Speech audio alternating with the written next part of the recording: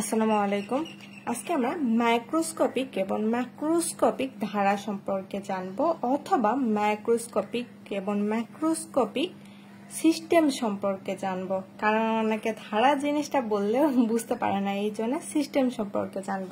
এই মাইক্রোস্কোপিক এবং ম্যাক্রোস্কোপিক এগুলো সাধারণভাবে আমাদের শর্ট প্রশ্ন বা টিকা হিসেবে আসে, যেগুলো আমাদের 3 মার্ক বা 3.5 মার্কের কোশ্চেন। তো প্রথমেই আসি মাইক্রোস্কোপিক সিস্টেমের ক্ষেত্রে। এই মাইক্রোস্কোপিক সিস্টেমটা কি? মাইক্রোস্কোপিক বলতে আমরা কি বুঝি? মাইক্রোস্কোপিক হচ্ছে সূক্ষ্মাতি সূক্ষ্ম বা ক্ষুদ্রাতি ক্ষুদ্র সিস্টেম। আর তাহলে ম্যাক্রোস্কোপিক বলতে আমরা কি বুঝবো?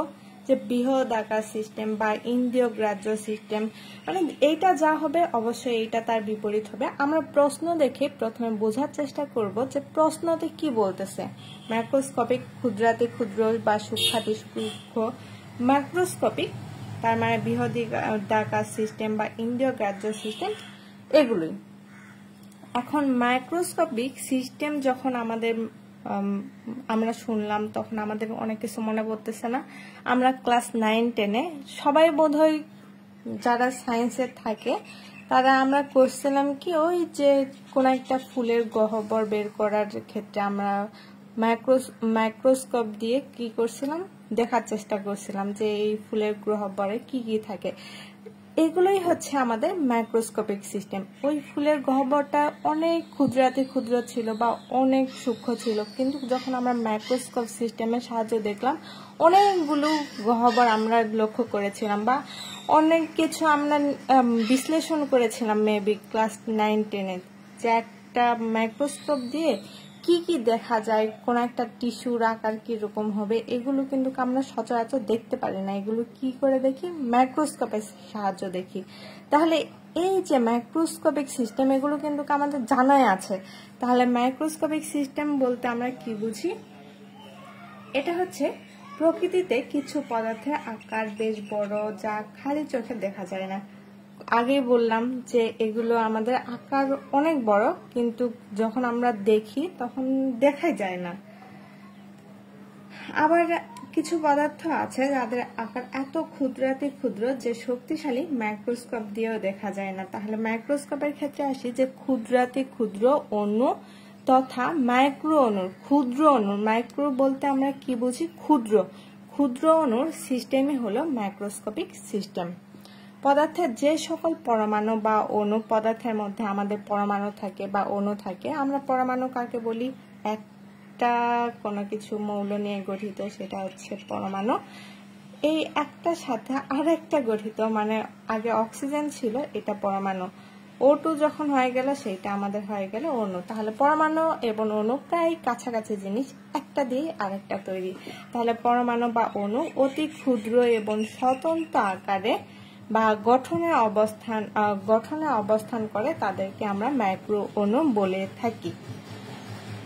উদাহরণস্বরূপ আমরা কি কি দিতে পারি? মৌলিক অণু, যেগুলো মৌলিক বলতে আমরা কি বুঝি? যেগুলো ভাঙা যায় না, যে এরকম আমাদের হাইড্রোজেন, অক্সিজেন, নাইট্রোজেন ইত্যাদি। আবার দ্বিপারমাণবিক যৌগ আছে, যেমন H2S, HCl, পানি ইত্যাদি।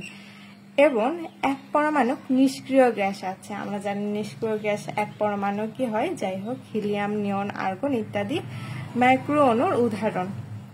তাহলে মাইক্রো অণুর উদাহরণটা দেখলাম, মাইক্রোস্কোপিক সিস্টেমটা বুঝলাম। এখন আসি যে সকল ধারার পদার্থগুলো পর্যবেক্ষণের জন্য মাইক্রোস্কোপ প্রয়োজন, তাকে আমরা মাইক্রোস্কোপিক সিস্টেম বলি। ওই যে আগে আমরা কথাতে বলেছিলাম যে মাইক্রোস্কোপ, কেমিস্ট্রি আসলে বোঝার থেকে আমাদের যে সাধারণ জ্ঞানটা থাকে সেইটাই আমাদের দরকার পড়ে এই কেমিস্ট্রিতে। যা বুঝছি বা যা আগে জানছি সেইটা যদি আমরা ঢেলে দেই তাহলেই কিন্তু আমাদের কেমিস্ট্রিটা হয়ে যাবে, তাই না? এখন আসি ম্যাক্রোস্কোপিক সিস্টেমে। ম্যাক্রোস্কোপিক সিস্টেমটা কি? এই যে আমাদের আগে ছিল মাইক্রো, এটা কি ছিল? ক্ষুদ্র কথার অর্থ ছিল। তাহলে যখন আমরা ম্যাক্রো কথা আসবো তখন এটা অবশ্যই বৃহৎ হবে, কারণ একটা অপরটার বিপরীত ছাড়া তো আমাদের কোশ্চেন করতো না, তাই না? তাহলে ম্যাক্রোস্কোপিক শব্দের অর্থ হলো বিশাল বা বৃহৎ আকার।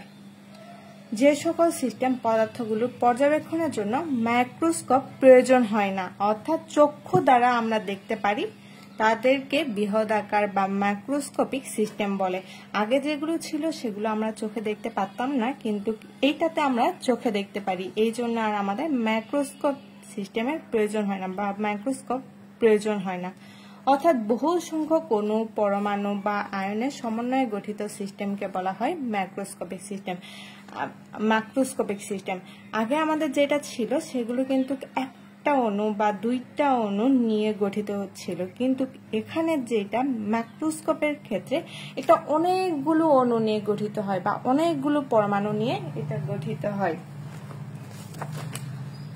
যেমন কিছু পরিমাণ পানি আমাদের যখন মাইক্রোস্কোপের ক্ষেত্রে লক্ষ্য করেছিলাম সেখানে একটা পানি ছিল, কিন্তু যখন আমরা ম্যাক্রোস্কোপিক সিস্টেমের ক্ষেত্রে আসব তখন অনেকগুলো পানি হবে। এই পানিটাই আসবে কিন্তু অনেকগুলো পানি আসবে, কিছু পরিমাণ দ্রবণ, কিছু পরিমাণ গ্যাস ইত্যাদি ম্যাক্রোস্কোপিক সিস্টেম। আবার একই বা ভিন্ন প্রকৃতির অণু পুনরাবৃত্তির ফলে গঠিত উচ্চ আণবিক ভর বিশিষ্ট ম্যাক্রো অণুর আকার 0.5 × 10⁴ সেন্টিমিটার হতে 1 × 10⁴ সেন্টিমিটার পর্যন্ত হতে পারে। আমাদের শুধুমাত্র যে এই ম্যাক্রোস্কোপিক সিস্টেমের উদাহরণ পানি বা দ্রবণ, গ্যাস এগুলোই যে তা না। আমরা দেখেছিলাম না গ্রাফাইট, হীরক, বরফ, এগুলো তো আমরা অনেক আগে থেকেই দেখছি বা জানি, এগুলোর নাম শুনে আসছি। তাহলে এগুলো আমাদের একটা অণু নিয়ে গঠিত হয় বা দুইটা অণু নিয়ে গঠিত হয় এমন কিন্তু না। একই অণু বা একই প্রকৃতির বা ভিন্ন প্রকৃতির অনেকগুলো অণুর গঠনের ফলই হচ্ছে আমাদের গ্রাফাইট, হীরক বা বরফ। তাহলে এই অনেকগুলো অণু বা উচ্চ আণবিক ভর বিশিষ্ট অণু নিয়েও আমাদের ম্যাক্রোস্কোপিক সিস্টেম গঠিত হয়।